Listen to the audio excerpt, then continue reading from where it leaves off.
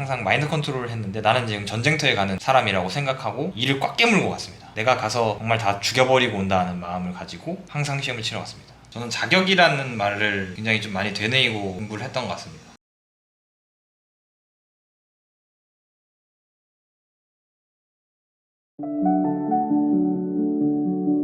NCS는 사실 가장 애를 먹었던 과목이고, 맨 처음 NCS를 시작할 때는 사실 절망적인 상황에서부터 시작했습니다. 에듀윌 봉투 모의고사 50문제짜리 연습을 먼저 했었는데 시간을 재놓고 풀어본 결과 40점이 안 나왔습니다. 그래서 내가 이걸 진짜 할 수 있는가 없는가부터를 따져봐야 됐기 때문에 며칠 고민을 해본 결과 노력을 하면 어느 정도는 많이 올릴 수 있을 것 같다는 판단이 서서 했던 거고, 그래서 처음에는 무턱대고 그냥 문제를 많이 풀기보다 사람들이 어떻게 하는지 먼저 파악을 했고, 기본서를 하나씩 2권 정도 봤고, 근데 사실 기본서는 처음에 NCS가 어떤 과목이고 무슨 문제를 내고 어떤 식으로 공부를 해야 되는지 감을 잡는 용도로만 사용을 했고, 그 뒤에는 거의 보지 않았습니다. 그래서 기본서를 다 하고 난 뒤에는 여기 스터디 카페에서 하는 대표님이 하시는 NCS 스터디를 가입을 해서 총 약 6개월 정도 NCS 스터디를 했고, 매주 2번, 3번 정도씩 와서 봉투 모의고사 하나씩을 풀었고, 다른 스터디원들하고 따로 문제 가지수를 배정을 해서 리뷰를 하는 식으로 스터디를 진행을 했고, 근데 저는 스터디에서 봉투 모의고사를 푸는 걸로 부족하다고 생각해서 따로 시중에 있는 모든 봉투 모의고사를 다 샀습니다. 다 사서 하루에 2개씩 더 풀었습니다. 처음에는 봉투 모의고사를 푼 뒤에 바로 리뷰를 하나씩 다 했었지만, 시간이 갈수록 리뷰를 하는 방식이 잘못됐다고 느껴져서 내가 많이 틀리는 문제 유형을 하나씩 따로 정리를 해놓고 그 문제들만 모아서 다시 단권화를 만들었습니다. 확률 공식을 따로 정리해 놓은 거고,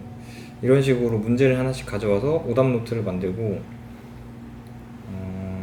문제 풀이 방법을 밑에 적어놓고 여기서 이런 식으로 어떻게 접근해야 되는지를 하나씩 다 써놨습니다.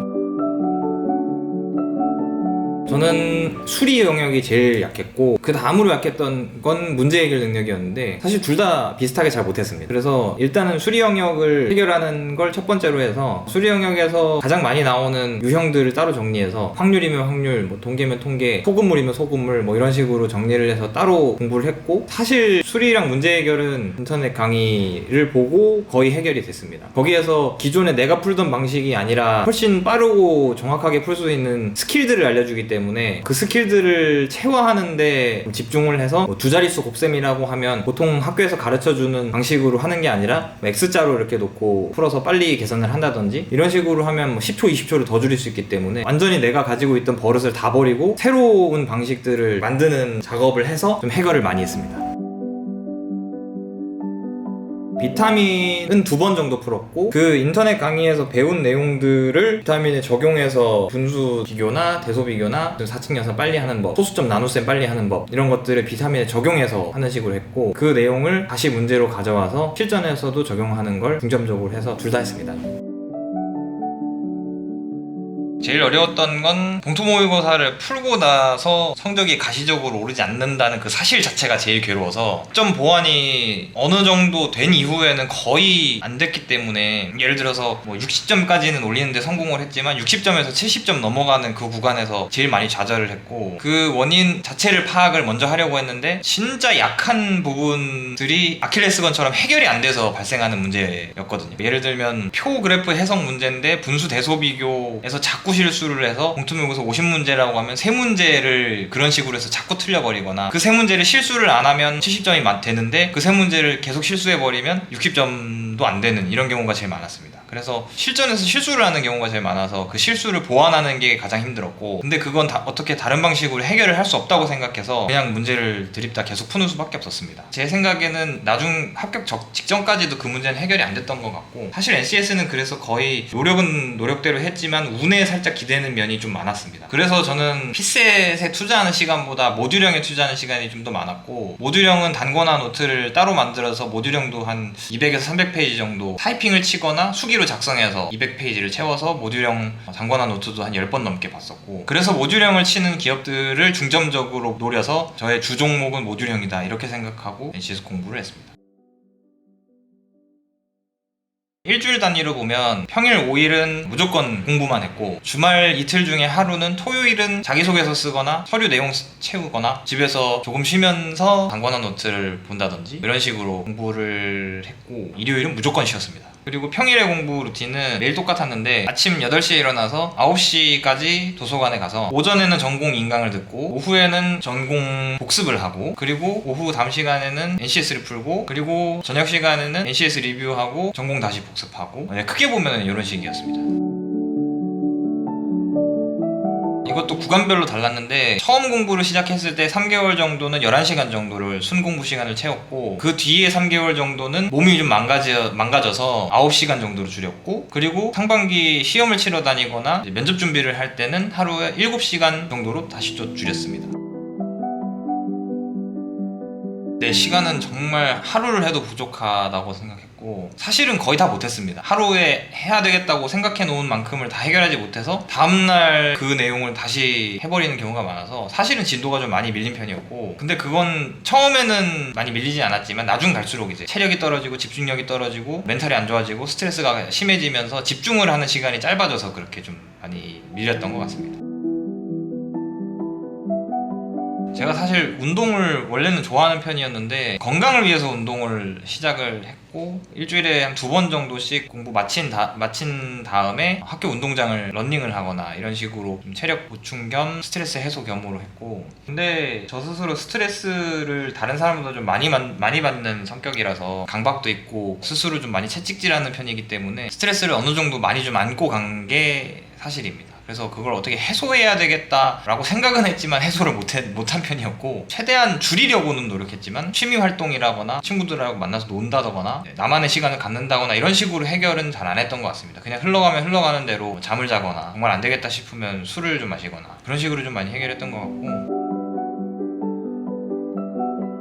서류는 저는 무조건 다 되는 대로 다 넣었습니다. 내가 쓸 수 있는 자기소개서면 다 썼고 커트라인이 정말 많이 높지 않은 이상은 다 썼습니다. 예를 들어서 공무원연금공단 같은 경우에는 좀 애매한 서류 커트라인을 가지고 있었기 때문에 쓸까 말까를 고민을 많이 했는데 그 정도를 어느 한 애매한 지점을 결정을 해놓고 이 이상 되는 서류를 요구하는 곳이면 쓰지 말자. 근데 이 정도가 되는 기업들이면 모두 쓰자라고 생각해서 거의 다 썼던 것 같습니다. 제출하는 서류가 몇 군데 정도 되나요? 30군데에서 40군데 정도 될 겁니다. 상반기에만. 서류 통과율은 어때요? 적부를 합하면 50%가 안 됐고 적부를 빼면 30%가 안 될 겁니다. 가장 먼저 해야 될 건 나 스스로를 먼저 객관적으로 판단하고 장점 단점을 정리하고 경영학에서는 수학 분석이라고 하는 그런 식으로 해서 나 스스로를 먼저 알아보는 게 가장 첫 번째인 것 같고 그걸 기반으로 내가 그동안 살아오면서 했던 경험들이나 경력들을 리스트를 만들어서 이거는 어떤 파트에서 쓸 수 있겠고 이건 또 이런 식으로 쓸 수 있겠고 하는 걸 먼저 정리하는 게 가장 최우선이라고 생각하고 하지만 경험이나 경력이 부족한 게 사실이고 거의 없는 경우가 많은 것 같아서 저도 마찬가지였고 저는 가장 추천드리고 싶은 건 지금 당장 공부를 할 자신이 없고 아니면 시간이 없거나 문제가 있다고 생각하면 경력을 만들라고 하고 싶습니다. 사실 경험사항 같은 건 그냥 아무거나 다 쓸 수 있는데 자격증도 따려면 다 딸 수 있고 시간만 투자하면 되는 것들인데 사실 요즘 서류 시장에서는 다 똑같은 서류 자격들을 갖고 있기 때문에 떨어지는 거라고 생각했거든요. 저도 몇 개 없었기 때문에 떨어진 거고 기본만 가지고 있으니까 저는 기본만 가지고 있으면 절대 안 된다고 생각합니다. 인턴이 됐든 어디 사기업이 됐든 경력을 적어도 3개월, 6개월 이상은 2개 정도는 가지고 있어야 서류를 어느 정도는 다 통과를 할 수 있지 않을까. 그래서 만약 제가 돌아간다고 해도 저는 인턴을 무조건 할 것 같습니다.